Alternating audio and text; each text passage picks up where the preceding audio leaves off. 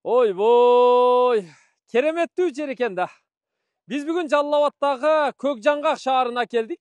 Көкжаңгак шаарында эң жакшы жерде сатыла турган үй, жер бар экен, ошону көрсөтөлү деп турабыз. Анда көңүл буруңуздар, бул Көкжаңгак шаары.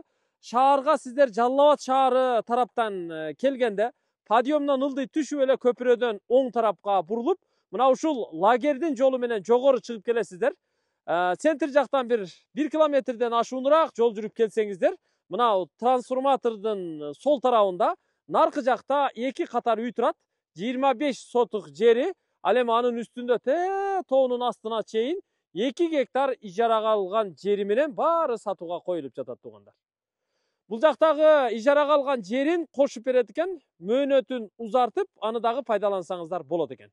Муну караңыздарчы. Бийиктик, кооздук, кереметтүүлүк өтө сонун экен да. Кардын астында колтукта жаштар лагери бар экен. Ошол лагерге кеткен жолдун боюнда жайгашыптыр. Трансформатор сиздерге болжол болсун. Анда түшүп көрсөтөлү сиздерге. Көкжаңгак шаарын жакшы билесиздер.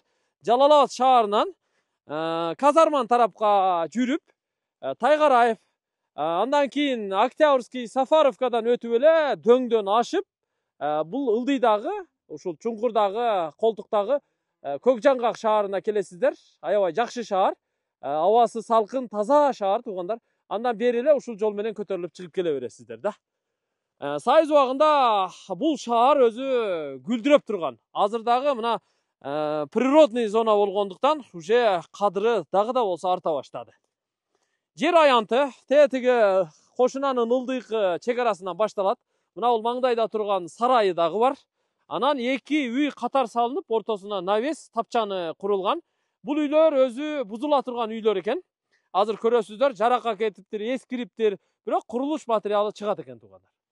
Чек арасы жогорку тарабы ушул теректердин тушунан, мына дарбазанын стойкасы турат. Ушул туштан түп-түз ушу аң сай менен жогору чыгып кетет экен. Бул жакта мына теректерди дагы кесип алып пайдаланат экенсиздер. Анткени теректер, жогору жагындагы теректер, бул жактагы теректер бүт баары ушу үйдүн жердин ээсине карайт экен. Анда үйдүн короосуна кирели. 25 сотук кызыл китеп боюнча экен. Андан сырткары жогору жагы 2 гектар ушу ижарага алынган жер. Мына көрдүңүздөр, теректер уже ишке жарап калган теректер.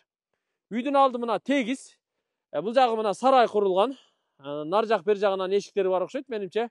Бул жак чек арасындагы көрсөтөбүз. Кошунанын үйүнө жакын жерде. Тетигинде ал жагында дагы жогорудан ылдыйга түшкөн аң бар экен. Сай. Ошол сайдын бер жагында тетигинде көрүп турасыздар, сетка тосмо турат. Ошол сетка тосмодон бер жагы түп-түз ошо ылдыйдан түп-түз жогору чыгып кетет экен. Тетиги жаңгактарды бойлой түп-түз жогору чыгат экен туугандар. Ал жак чек арасындагы сиздерге көрсөтүп берем. Бул жакта ажатканасы, тоокканасы.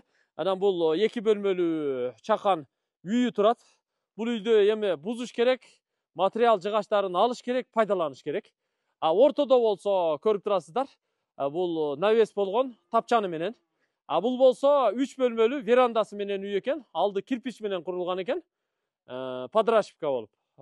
Шиферлери бүтүн эле боюнча экен, аны пайдаланса болот. Бирок жыгачтарындагы, полдогу жыгачтарындагы, стропила торсундарын бүт баарын пайдаланса болот экен. Бирок үй бузула турган үй, аркасынан жаракка кеткен. Биз эми нар жагынан өтүп, ал жактарындагы көрсөтөлү. Үйдүн аркасына жерге өтөбүз туугандар. Келиңиздер, мына ортодон эле өтө берейин. Ортодо эшик бар экен. Үйдүн артында жер аябай кенен, анан тегиз экен туугандар. Мына көрдүңүздөр. Бул жагы аябай мындай бийигирээк, дөңүрөөк, бирок аябай жакшы.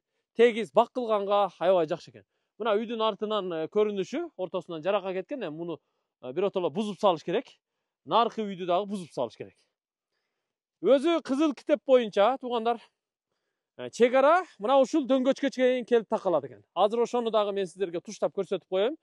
Бул жагы ушул жаңгактан түз бул жака дөңгөч аркылуу наркы жаңгакка чейин барып такалат экен.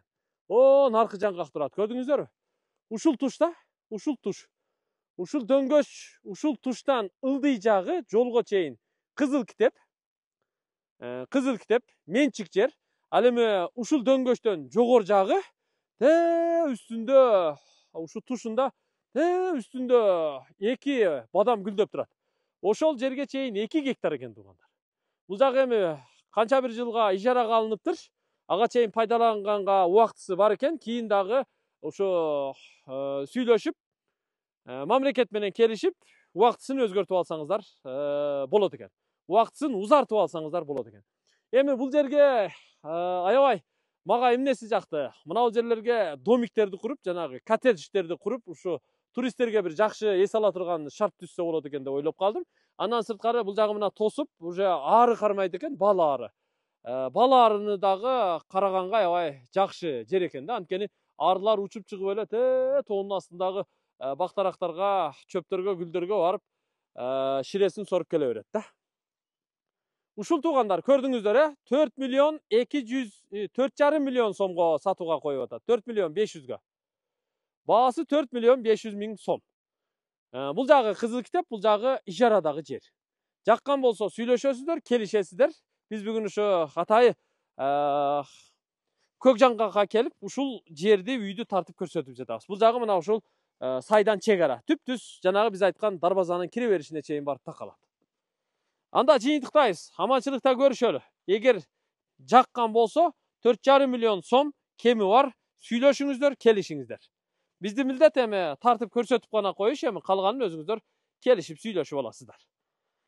Назарыңыздарда Тез кабар каналы болду. Анын алып баруучусу Атакул Жалилов, Жалал Абад шаары, Көкжаңгак шаары. Тынч болуңуздар.